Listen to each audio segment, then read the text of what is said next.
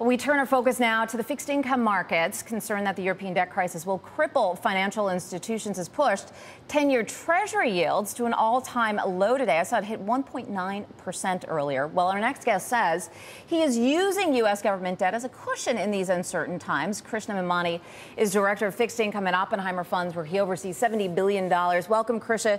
Great to always have you here on Fast Forward.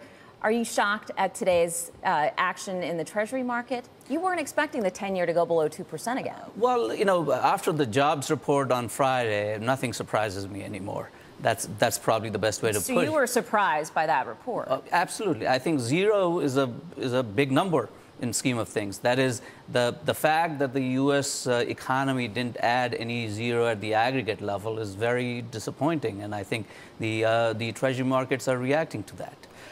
You point out the Treasury markets, credit markets also seem to be reacting, right? We have seen spreads widen out pretty dramatically.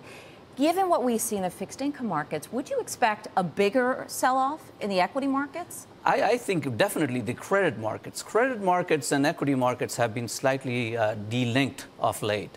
The price action in credit spreads was very, very dramatic in August. It was the third worst month in terms of performance of that market. And the other 2 months were September and October of 2008. So that sort of gives you an idea as to what the magnitude of that sell-off was. It was very dramatic. Clearly, equities sold off a lot as well, but not to the same level, especially given the financial conditions of U.S. corporates.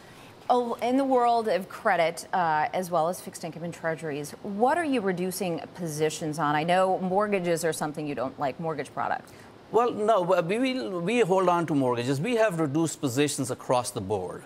And the reason for that is, while the probability of a recession is small in our view, it's non-zero. So I think it is only prudent for us to kind of bring in our positions a little bit just to be in the game. Overall, though, we still like mortgages. We like non-agency mortgages. We like some parts of the agency mortgage market, and we definitely like credit, but not to the same level that we liked before. How much are you reducing positions? Well, in spread duration terms or in percentage terms, a few percentage points. So we were overweight a lot. Now we are modestly overweight. That's how I would describe our position. So the question is, when I mentioned the 10-year hitting a record low, where do you put the money? Well, I think credit still offers decent value. If you have a long-term perspective on the market, I think credit is where you probably get the best yield of all the asset classes. And I think hopefully over time we will see that the economy actually stabilizes and starts growing again, and probably earn decent returns in the credit markets. Krishna, you sound bearish on the economy, but at the same time you still think the likelihood of a recession is quite low. Well, I don't want to classify myself as a bear. That's certainly not the case. If that was the case, my credit position would be underweight.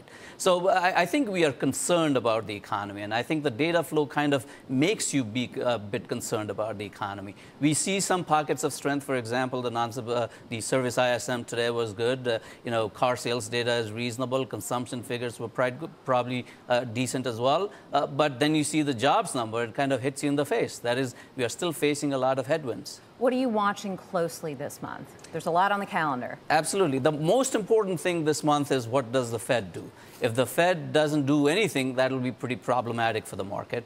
If the Fed does only something very modest, again, that would be somewhat problematic for the market. So I think I'm looking for some profound statement from the Fed, either from a communication standpoint or some policy action directly. What policy action would be dramatic? I think if they did something along the lines of what Evans was saying, which is basically do targeting with the unemployment. That is, they will keep rates zero until unemployment comes down to, let's say, 7.5%. That would be very dramatic. I think the market would react to that very forcefully. If all they do is Operation Torque or Twist, call it whatever you'd like, I'm not so sure that that'll get the oomph that they're looking for.